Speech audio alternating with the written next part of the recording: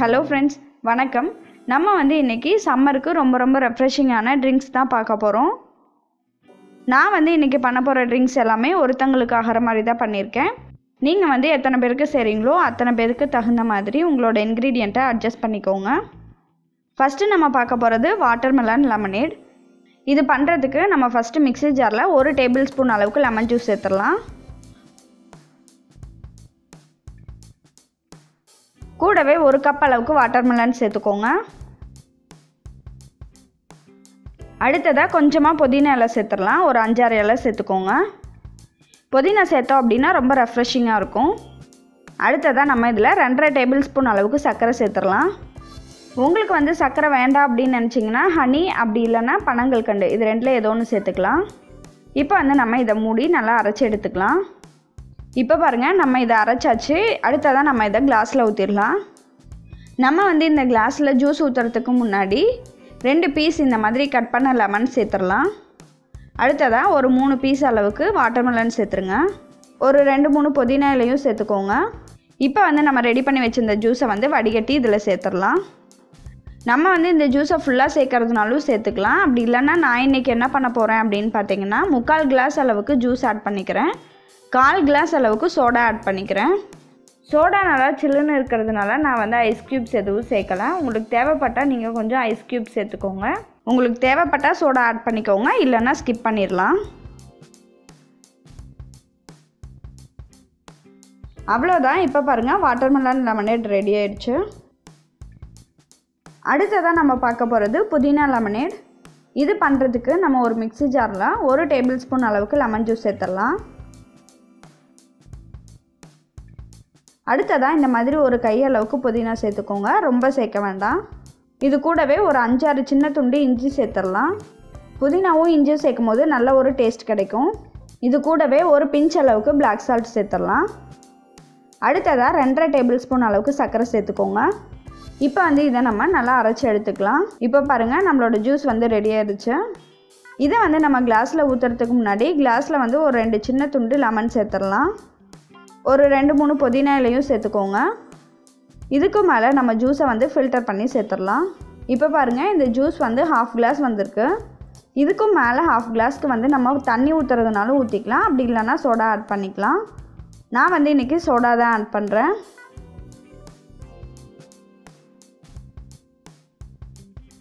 அவ்வளோதான். இப்போ பாருங்கள், நமக்கு புதினா லெமனேட் ரெடி ஆயிடுச்சு.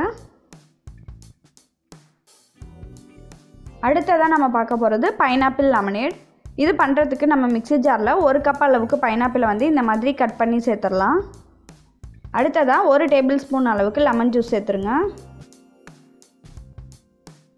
இது கூடவே கொஞ்சமாக இஞ்சி துண்டுகளையும் சேர்த்துடலாம். அடுத்ததாக இதில் 3 டேபிள் ஸ்பூன் அளவுக்கு சர்க்கரை ஆட் பண்ணிக்கோங்க.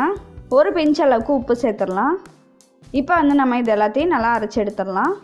அடுத்ததாக நம்ம இதை நல்லா வடித்து எடுத்துக்கலாம்.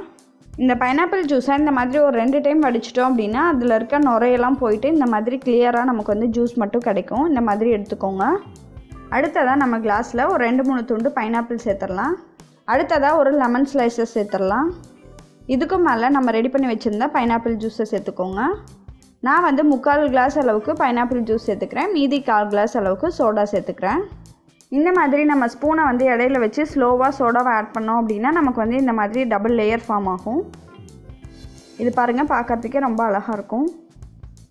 அவ்வளோதான். இப்போ பாருங்கள், நமக்கு பைனாப்பிள் லெமனேட் ரெடி ஆயிடுச்சு. அடுத்ததாக நம்ம பார்க்க போகிறது கிரேப்ஸ் லெமனேட். இது பண்ணுறதுக்கு 1 கப் அளவுக்கு கிரேப்ஸ் எடுத்துக்கோங்க.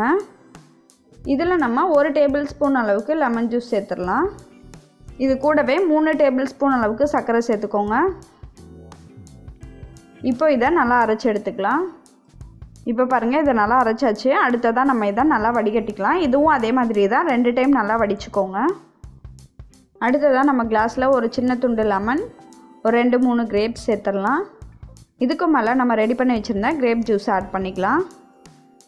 இந்த ஜூஸில் நம்ம ஃபுல்லாகவே இந்த ஜூஸ் மட்டுமே ஆட் பண்ணிக்கலாம், அப்படி இல்லைன்னா கொஞ்சமாக சோடா ஆட் பண்ணிக்கலாம். இப்போ பாருங்கள், நான் மேலே கொஞ்சமாக சோடா ஆட் பண்ணிக்கிறேன்.